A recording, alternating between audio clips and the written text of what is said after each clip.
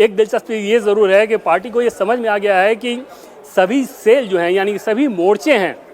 वो अलग अलग दिशा में ना चलें बल्कि एक कोऑर्डिनेटेड वे में काम करें। मतलब ये कि एक कोई इशू आए तो उस इशू को लेकर अगर ओबीसी मोर्चा कोई कार्यक्रम करे तो युवा मोर्चा भी करे, महिला मोर्चा भी करे, SC/ST मोर्चा भी करे, माइनॉरिटी मोर्चा भी करे। तो इस तरह के अप्रोच के हिसाब से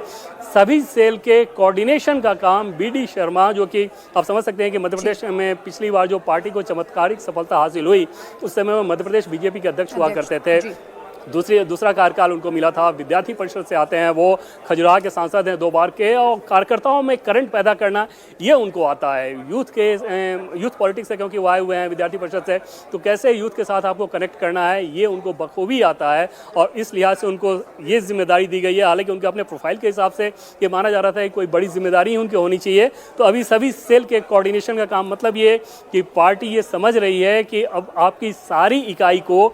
एक तरह से सोचना, एक तरह से काम करना पड़ेगा। ऐसा नहीं होगा कि एक मोर्चा बहुत एक्टिव है दूसरा इनएक्टिव है उससे पार्टी का काम चल जाए। उनके साथ जो ज्वाइंट कोऑर्डिनेशन का काम दिया गया है वो ऋतुराज सिन्हा और विष्णुवर्धन रेड्डी, इन 2 लोगों को दिया गया है जो कि ज्वाइंट कोऑर्डिनेशन का काम करेंगे BD शर्मा के साथ। ऋतुराज सिन्हा की अगर बात करें तो पटना से ही आते हैं, बागीपुर को लेकर उनका नाम भी चल रहा था कि उनको टिकट मिल सकता है, हालांकि वो नहीं हुआ। मोर्चा की बात करें तो मोर्चा को लेकर ज़रूर पार्टी के भीतर एक चर्चा थी और काफ़ी उस पर मंथन भी हुआ था। जैसे हेमांग जोशी को बनाया गया, डॉक्टर हेमांग जोशी को, उनके साथ साथ उत्तर प्रदेश के का एक नाम था जो कि विद्यार्थी परिषद से आते हैं, शक्ति सिंह, उस नाम को लेकर बहुत ज़्यादा चर्चा थी। इसके अलावा हरियाणा से एक नाम था गौरव गौतम जो कि ऑलरेडी मंत्री हैं हरियाणा सरकार में, उनको लेकर चर्चा चल रही थी क्या उनको यहाँ पे लाया जा सकता है, उनको वो ये जगह दी जा सकती है। इसके अलावा मध्य प्रदेश से एक नाम था, लेकिन अल्टीमेटली डॉक्टर हेमांग जोशी को जगह दी गई। हालांकि पिछली बार जब बड़ौदा से टिकट काटा गया था बीजेपी सांसद का, इनको टिकट दिया गया था, तब उस बात को लेकर बहुत सारा सवाल भी खड़े हुए थे। लेकिन ये बताया गया था कि तब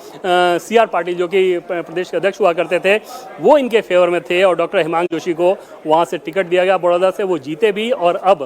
युवा मोर्चा की कमान उनको सौंपी गई है। फिजियोथेरेपिस्ट हैं वो डॉक्टर हेमांग जोशी, फिजियोथेरेपिस्ट का कोर्स किया है उन्होंने और कुछ MBA वगैरह का भी कोर्स किया है उन्होंने। OBC मोर्चा की बात करें तो अमरपाल मौर्य, जिनके बारे में हम लोग पहले बातचीत कर चुके हैं कि बहुत पहले अगर इनकी बात करें तो ये उमा भारती के बेहद करीबी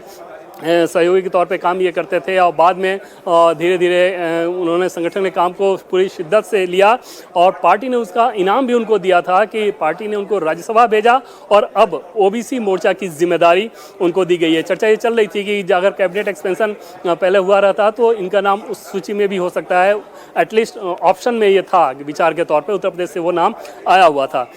किसान मोर्चा की बात करें तो बंसीलाल गुज्जर जो कि मध्य प्रदेश से आते हैं उनको किसान मोर्चा की जिम्मेदारी दी गई है। SC मोर्चा हम लोग ऑलरेडी बात कर चुके हैं कि पूर्व सांसद शिवेश कुमार राम, और ST मोर्चा डॉक्टर मन्नालाल रावत और कुंवर बासित अली माइनॉरिटी मोर्चा। तो कुल मिलाकर आप देखें तो कुछ चेहरे ऐसे हैं जो कि एकदम से नए चेहरे के तौर पर बहुत सारे लोगों को लगेगा। हालांकि पार्टी संगठन में जो लोग काम करते हैं या पार्टी संगठन के कामकाज को जो लोग फॉलो करते हैं उनको ये पता है कि इनमें से एक भी नाम ऐसा नहीं है जिसके बारे में कोई ये सोचे कि कौन आ गया, और ये हो भी नहीं सकता इस लिहाज से कि बीजेपी की राष्ट्रीय टीम में संगठन की जिम्मेदारी उसी व्यक्ति को दी जा सकती है जो कि पहले अलग अलग लेवल पर परफॉर्म कर चुका हो, और उन सारे नामों पर ही विचार किया गया था और फिर उन नामों को लेकर यहाँ पर राष्ट्रीय टीम में फिर फाइनल सूची जो बनाई गई उसमें जगह दी गई। स्मृति ईरानी के हिसाब से एक चीज़ बहुत दिलचस्प रहेगा कि खासतौर पर पॉलिटिक्स के हिसाब से सोचे, संगठन की टीम का मुख्य काम तो ये रहता है कि जो संगठन का विस्तार, संगठन को मजबूती, संगठन के कार्यक्रम को आगे बढ़ाना और चुनावी सफलताएं दिलाना। लेकिन पार्लियामेंट में आप तय मानिए कि स्मृति ईरानी बहुत जल्द उनको राज्यसभा भेजकर पार्लियामेंट में उनको भेजा जाएगा और वहाँ पर राहुल गांधी जब जब कोई ऐसी बात करेंगे जो कि बीजेपी और सरकार पर अटैक करने की कोशिश करें, तो भले ही राहुल गांधी लोकसभा में हो और लेकिन राज्यसभा में स्मृति ईरानी रहेंगी उस फेस के तौर पर, और नैरेटिव जो चलेगा वो राहुल वर्सेज स्मृति ईरानी है। स्मृति ईरानी के हिसाब से अगर बात करें, क्योंकि राहुल गांधी को एक बार वो हरा चुके हैं, इनफैक्ट जो last election Rahul Gandhi versus Smriti Irani का हुआ है उसमें स्मृति ही विजयी रही हैं, क्योंकि पिछली बार अमेठी में कैंडिडेट कांग्रेस ने बदल दिया था और इस बात को लेकर बहुत ज़्यादा चर्चा भी चली कि राहुल गांधी में ये हिम्मत नहीं हुई कि वो दोबारा आ जाए, ऐसा बीजेपी के लोग कहते थे और राहुल गांधी वहाँ आए नहीं। किशोरीलाल शर्मा वहाँ पे आए थे, उस चुनाव में स्मृति ईरानी को हार का सामना करना पड़ा। लेकिन ये आपको आगे नैरेटिव देखने को मिलेगा और स्मृति ईरानी जो कि पार्टी की बहुत प्रखर और कुशल वक्ता हैं, वो ज़रूर पार्टी के फेस के तौर पर, प्रमुख फेस के तौर पर लगातार वो आपको नजर आएंगे। जब जब ऐसे पॉलिटिकल अटैक करने होंगे उनकी भूमिका बहुत प्रमुखता से नजर आएगी।